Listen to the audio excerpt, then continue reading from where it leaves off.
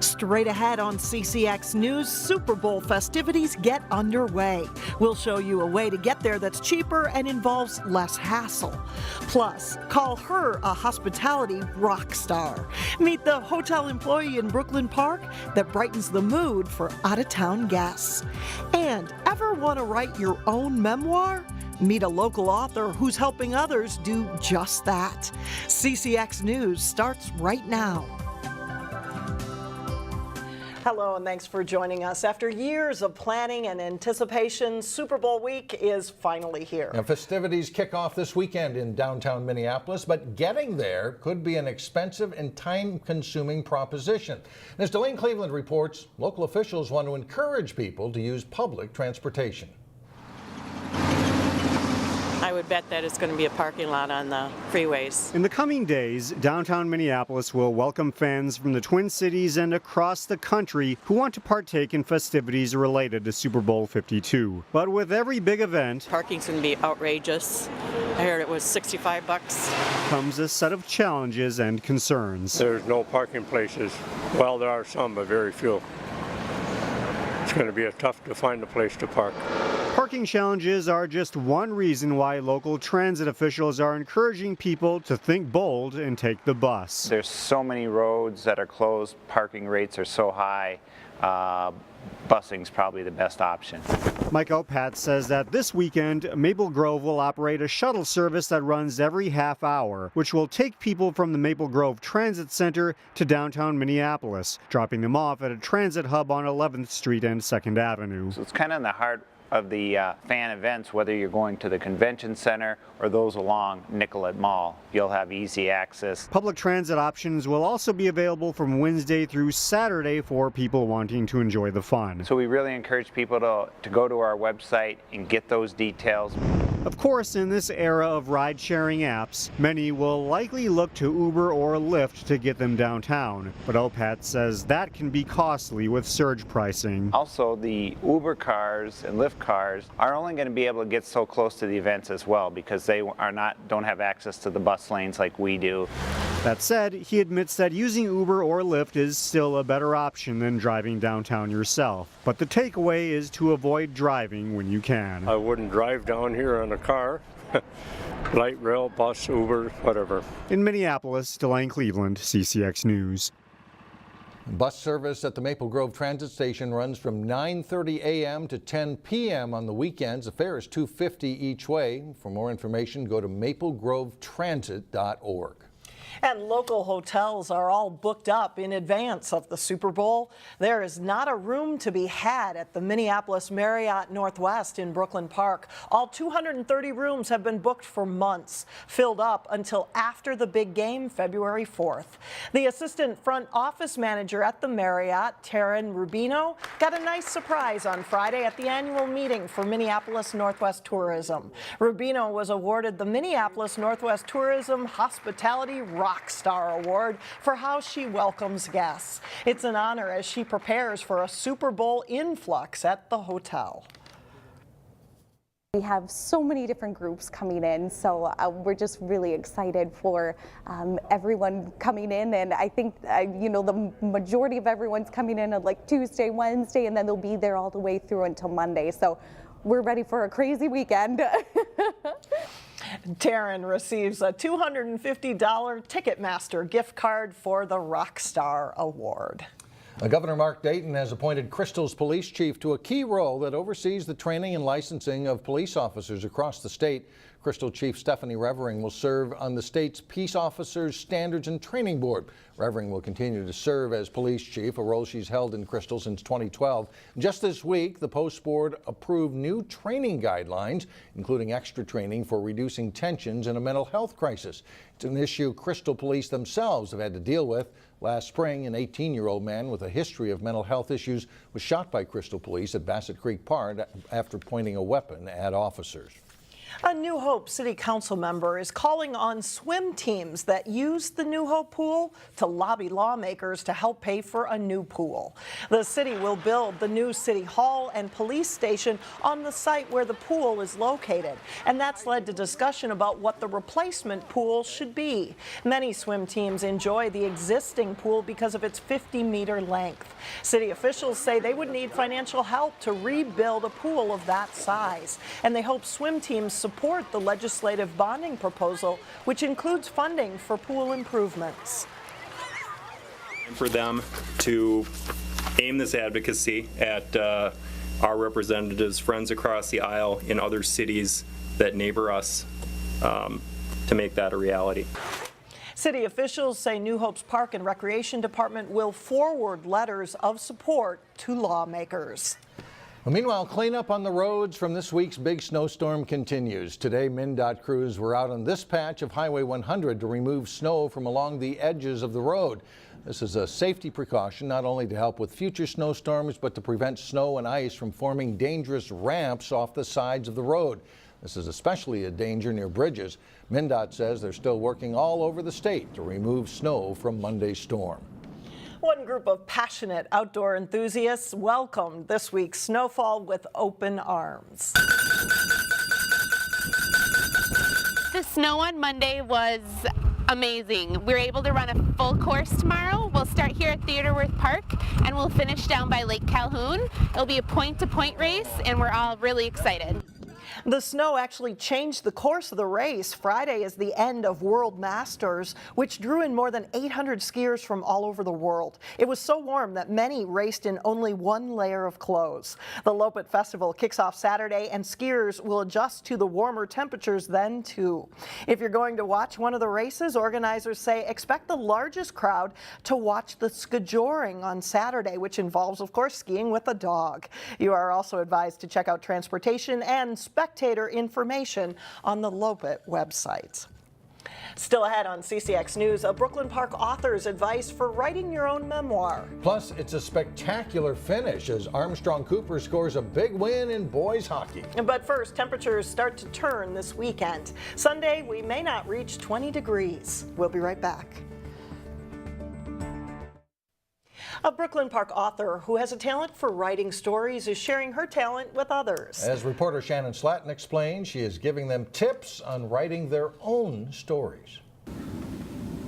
Meet nearly 90-year-old Benita Stelmacher. The Latvians say it Benita, and it's with an E, like from Benedictus. It's not Bonita, which is the pretty one. I'm the blessed one. She's one of a group of aspiring writers who came together to learn about writing a memoir. I have written a good part.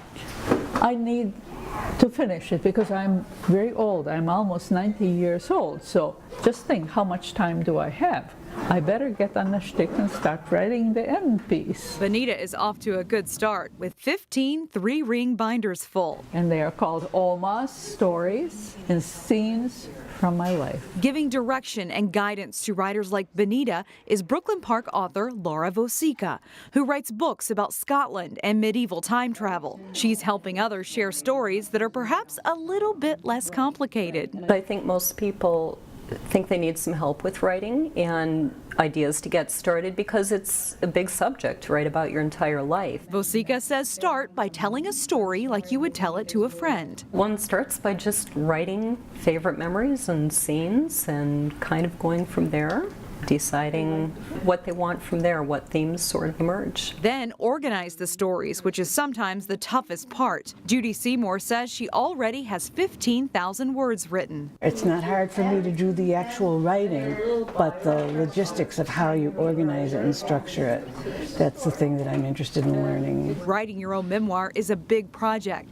so taking a class like Vosica's often provides the motivation you need to get started. I have all these ideas, and then I never ever want to go to the computer and actually commit.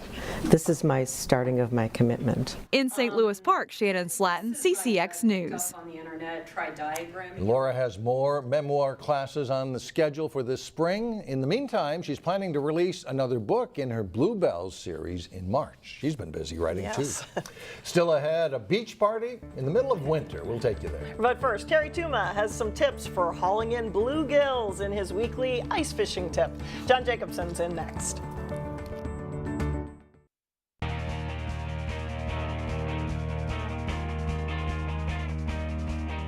I'm John Jacobson with sports. Breck and Wayzata have pretty good hockey histories, but they haven't played each other much in the sport. The Mustangs paid a visit to Plymouth Ice Center to take on the Trojans Thursday night. Tristan Nelko gets it to the point, and Tyler Dingman fires. Ike Terziewski sweeps the rebound home, and it's 1-0 Wayzata.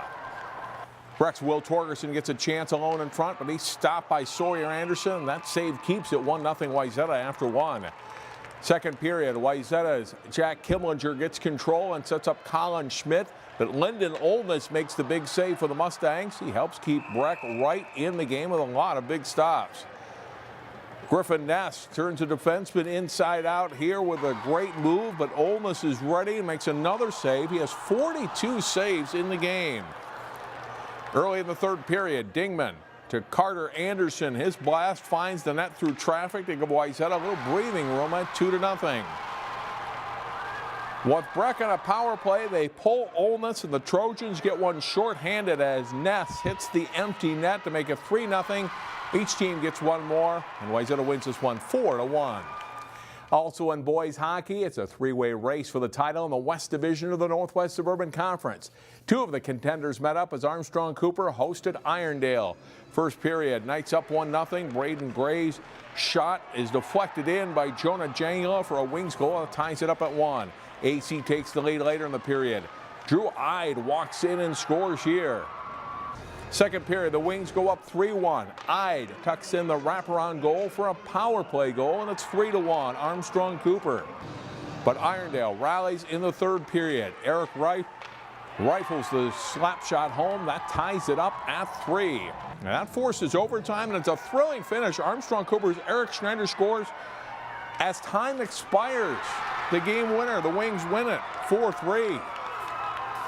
Our D-man won the puck out of the corner, and he just fouled me up in the neutral zone, and D-man pinched and missed his pinch, and I just capitalized on the opportunity. The Maple Grove girls hockey team continues to excel in the second half of the season. They faced a tough test at a matchup of top 5 teams. Fourth-ranked Hill Murray visiting the number 5 Crimson. Good passing by Maple Grove. Katie Deneke to Julia Pius to Maya Martinez. Mannon McMahon bangs at the puck. It's number 14 Chloe Corbin who finally knocks it in, and it's 1-0. At the other end of the ice, Lucy Morgan outstanding in goal for Maple Grove. A couple of big saves here on her way to turning away 29 shots on the night. Second period, Maple Grove adds to its lead. McMahon on the rush. Her shot is stopped, but then the puck goes off the Hill Murray defenseman skating in. 2-0 Crimson after 2. Then in the third, nice work between Tristana Tater and Corbin here. Corbin will snap off a great shot high over the goalie and in. That makes it 3-0. Crimson are now have won or tied the last 14 games. They win it 3-1. After the game, Morgan talked about her game and goal. My team played really well in front of me. I could see pucks. They were blocking shots, blocking passing lanes.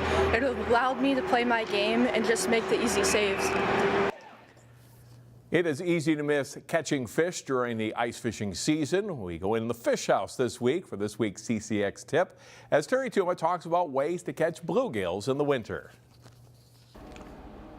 Right now I'm fishing out of my wheelhouse just to sort of so we change it up a little bit instead of sitting on the ice, with a flip over on whatever it may be. But there's one thing I really want to mention, I think so often, in fact, talking to several anglers, is that we're really missing a lot of fish, especially bluegill.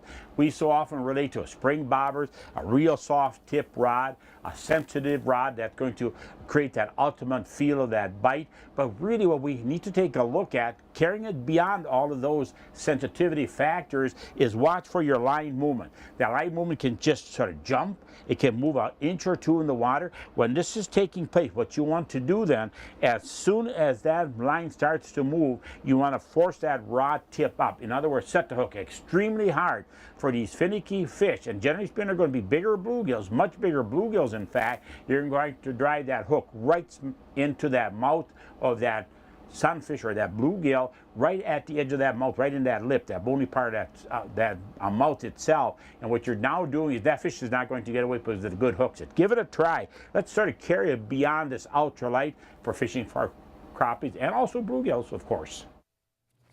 Thanks, Terry. A reminder that tonight, Friday on CCX, live boys basketball as Park Center hosts Osseo. And we'll be back with more in just a moment. Well, just because it's the middle of winter doesn't mean you have to hibernate. That's right. Neil Persley shows us some activities available at a Three Rivers Park near you in our weekend showcase.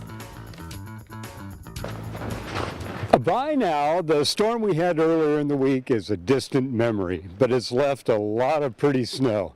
And I'm here in beautiful Sahaki Park in Robbinsdale. I thought I'd just get out and enjoy the beautiful sunshine and the scenery. I bet you didn't know that in our viewing area, there's half a dozen Three Rivers Parks District parks available just to go out and enjoy. Sometimes it's nice just to go out and take a walk. Another outstanding destination for ambling is Eastman Nature Center, where they're in the middle of their 14th annual Winter Beach Party. It gives people an opportunity to come out and enjoy some summertime activities inside the Nature Center. So we have some sand pools where the kids can take some time, dig around in the sand, play a little bit. We also have our minnow races where they get a chance to race a minnow down a tube. Lots of things to do here at Eastman Nature Center. It's beautiful. You might have to share the trail with some critters, but that's kind of fun too. Besides walking the trails at Eastman, there's also cross-country ski trails and snowshoeing, which brings me to French Regional Park, where they're hosting a beginning snowshoeing class Saturday morning. French Regional Park, just here in Plymouth, Minnesota, started renting snowshoes this week, actually. So $5, you can come out, you can rent snowshoes if you'd like to just give it a go. While you can walk just about everywhere you can snowshoe, the snowshoes do make it a little easier in really deep snow. These designed to help float in the snow. They don't sit on top of the snow. I think that's a common misconception. It's, I'm going to go snowshoeing, so I'm going to be on top of the snow. This will still sink down into the snow. It just disperses your weight a little bit more. So if you go snowshoeing, you're definitely going to want winter boots, waterproof boots. Whether the tykes want a little winter beach party fun, or you're up for a tromp in snowshoes, or you would simply like to immerse yourself in a beautiful setting to celebrate that bipedal mode of mobility we call walking, Three Rivers Parks are an excellent resource. For Weekend Showcase, Neil Persley, CCX News. The Winter Beach Party at Eastman Nature Center is from 10 to noon on Saturday, and beginning snowshoe classes at French Regional Park is on Saturday from 10 to 11:30. For a full list of offerings, you can go to threeriverspark.org. Beautiful winter shots there. Neil eventually came to the end of his walk. He came back to work. Right. That's all the news for us. Thanks so much for joining us. Have a great weekend, everyone. We'll see you back here again Monday, starting at 4.